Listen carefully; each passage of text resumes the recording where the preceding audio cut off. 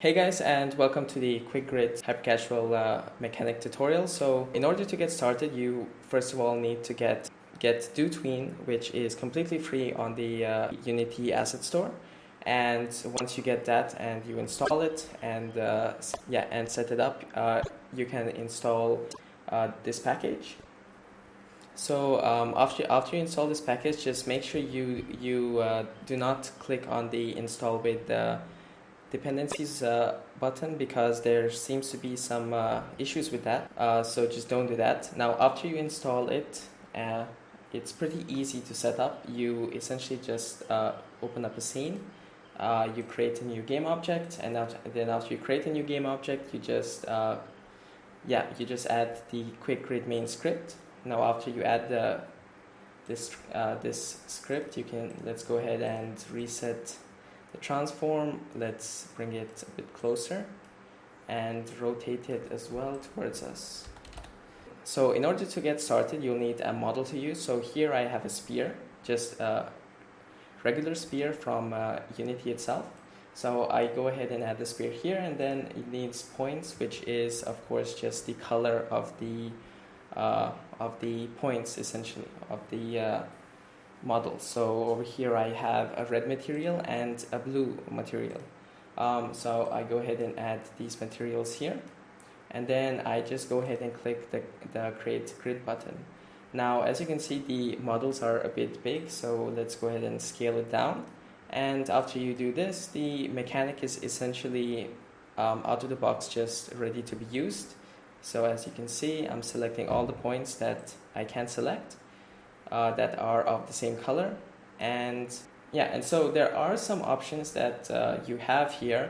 For example, the minimum chain amount, which, for example, let's set it to 2. Now after you set that, it essentially means that if the points are 2 or less, it won't get accepted. So that is pretty self-explanatory. There's some other changes that that you can do to make the animations kind of change or look a bit different. For example, with collect at last, when you kind of select points and you are done selecting, it gets collected at the last point. There are also some options to change, like the line width of the object once it's selected, and then also at the same time you can turn it off as well if you want, and then and then also the line that is drawn as well when selected, and then also you can just toggle on and off the grid as well. Okay, so now let's go ahead and talk about how to call the relevant events to be used with this mechanic. So let's go ahead and go to our example scene, and over here we have the same setup essentially. So let me go ahead and show you the events that are currently available for you to call while playing the game. So the events that we currently have are all these events here, and it's all as well just on the documentation as well. So you can just go through that, but most of the points here are very self-explanatory. So like on point selected, so as you select the point, it gets called, and then on point selection completed, that gets called if all the points you did select was a success, and it gets destroyed. And on points removed, on points selection failed, on points ready for selection, and on new points created. So on top of that, we do have 3 methods that you can call while playing the game.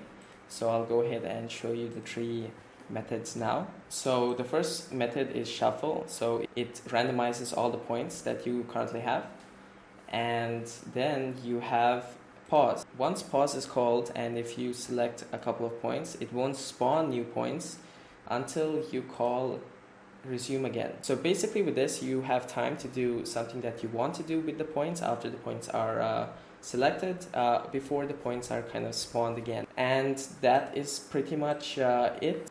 On top of that, for each of these methods that you call, they do return a grid point game object. So on the grid point game object, the data that is available to you is like the point color ID and the and the grid model as well. So for example, if you want to put the script on the game model, and if you want to call that script or to access that script, you just kind of get the point dot grid model, and you just get the component from there.